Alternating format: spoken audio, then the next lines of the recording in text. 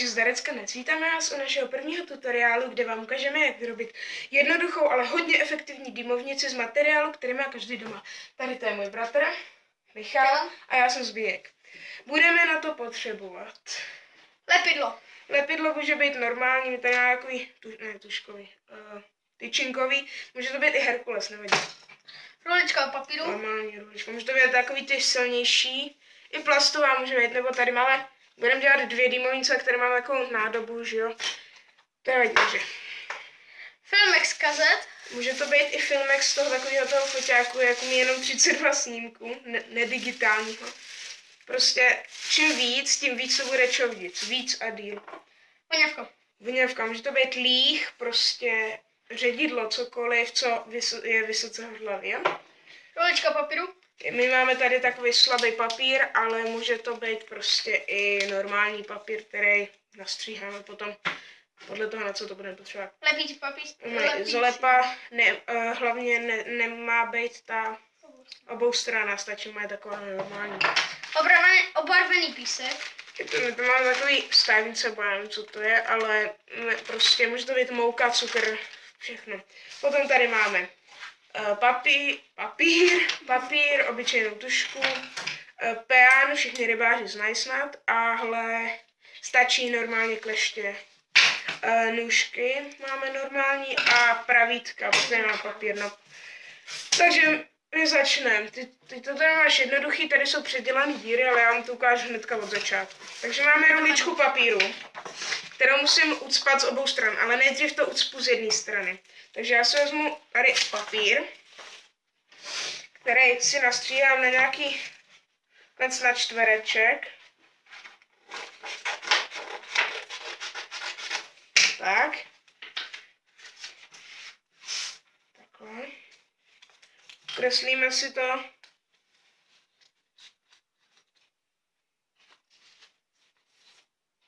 To možná dáme pryč tyhle věci, aby to bylo vidět. Tady nechám. Výborně. Tak. Kreslíme si to. Děláme kolem toho takhle cvičikolo. Je jedno, jak to zacpete, jo. Já to dělám takhle. Je to docela i jednoduchý.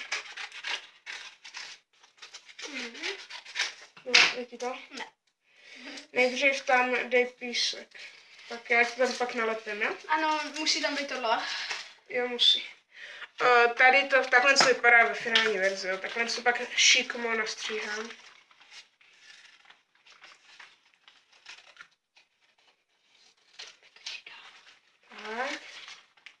Tak. Pak se takhle dá a nalepí se to jakože na tu ruličku.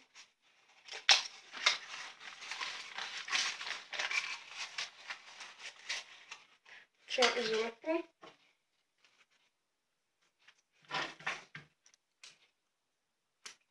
No, lepí se to na tom podstama ten způsob. Tak. No, něco mi to nedaří, no, nevadí. Stačí takhle? Jo, tak na to dej papír. To, já to pak ukážu, Michal nemusí. Tak, musíme to ze spoda prostě kompletně ucpat, to je snad jasný.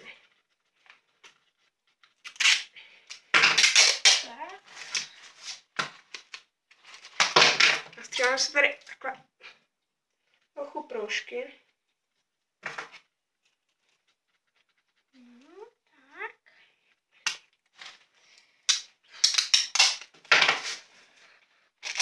A my budeme dělat i další tutoriály, hlavně z věcí, které má každý doma. A co je jednoduchý, jo, protože nebudeme vyrábět z nějakého dusičného draselného, protože to je poměrně složitý a musí to vařit. Jo. Já budu dělat všechno nevařený a chci, aby to prostě si mohl udělat každý doma. Takže určitě můžete dát, pokud chcete, odběr a like, můžete zanechat to videa. My budeme rádi.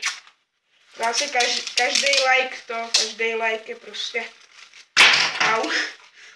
nás rozhodující, aby jsme točili dál a hlavně nechceme přestat. Chceme na to prostě točit furt a furt. Tak. Jak ti to jde? Dobrý. Já to někde ucpávám tady. Vypadá to teda strašně dole. Co? Tady to. Moje? Ne, moje. Nevadí je. Hlavně, že to bude fungovat. Můžu teda prostě cokoliv, jenom to zaspat, jo. A mám hotovo. Máš hotovo? Musíš to vytáhnout víc, ten knot. Jo. No, stříhni ho trochu. Tak, my to máme taky. Tady přilepím. Tak, nasypeme do toho ten barevný písek, aby jsme to udusali, aby tam prostě nebyl vzduch, jo.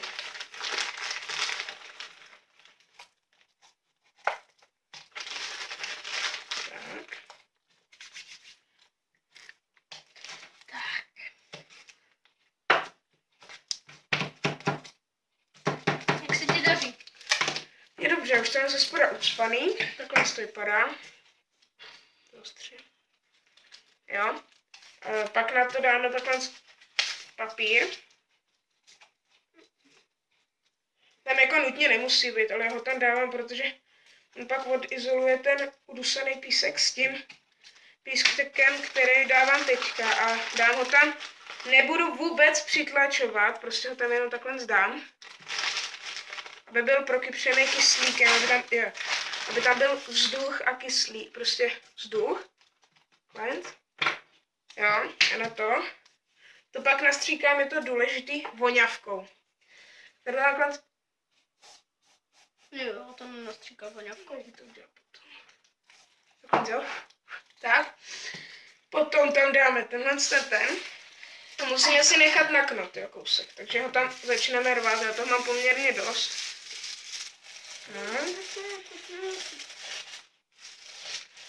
Nejspíš to mám. Jo, tak to, ne, ukaž to ještě. Teďka takhle to vypadá už hotový. Jo, tady tu jde vlastně vzduch, kyslík a podporuje, aby to hořelo prostě, to všichni víte z chemie, že? A tohle to pak hoří hodně rychle a dá to černý kouř. A my jsme tam dali tohle třeba, že by to mohlo trochu ubarvit, to nevíme, jo, ale je efektivní, to jsme už zkoušeli, že jo. Chceš pomoct? Já pomoc, myslím si, že moc nepotřebuju, ale... Tak, teď to prosypu pískem ještě jednou. Musíme pak dávat mouku, brácha.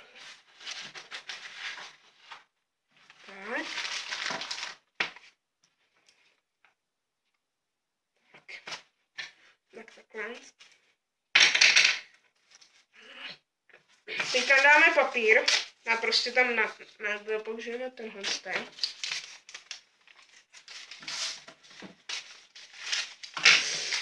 Prostě musíte znova utěsnit, jo? To je jednoduchý. Tak se zdrží.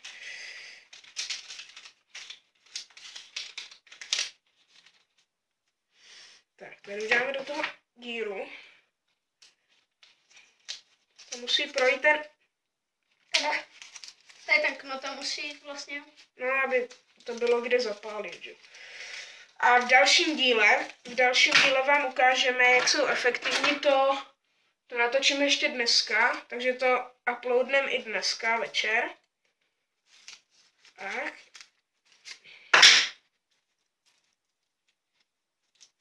Zase. Potáhneme. Izolepu.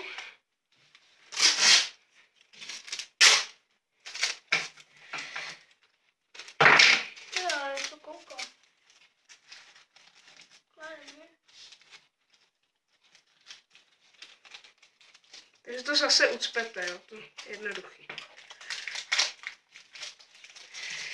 Doprčit. Tak, musíme toto co nejvíc ucpat.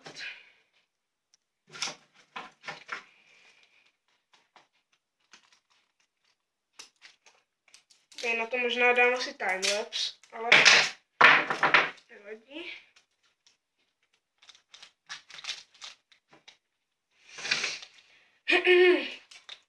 Tak a jak jsem řekl, budeme vyrábět z věcí, které má každý doma. Budeme na to dělat tutoriály a postupně pak odpaly. Takže prostě máte se ještě na co těšit. Mám třeba v příštím díle bych chtěl udělat fontánku z prskavek. Takže když se koukáte na to teďka, tak můžete si pořídit různé prskavky, tak s náma můžete vyrábět. Já tady ucpu, držme prosimknout.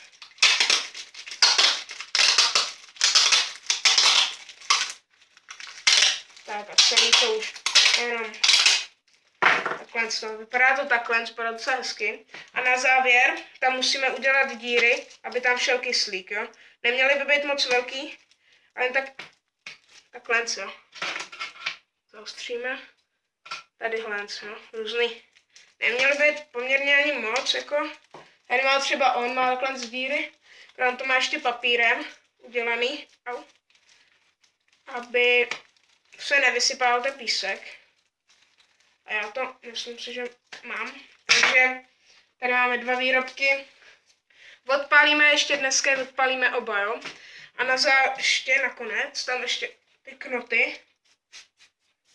Nebo nastříkáme, on to pak líp hoří. Tak a to je konečný výrobek. Vypadá to moje, to nejspíš budete mít vy. A když se ženete nějakou nádobou od jogurtu nebo čehokoliv, tak jo, hlavně ty díry tam musí být, jo. Takže my se s vámi loučíme. Čau. A zdar!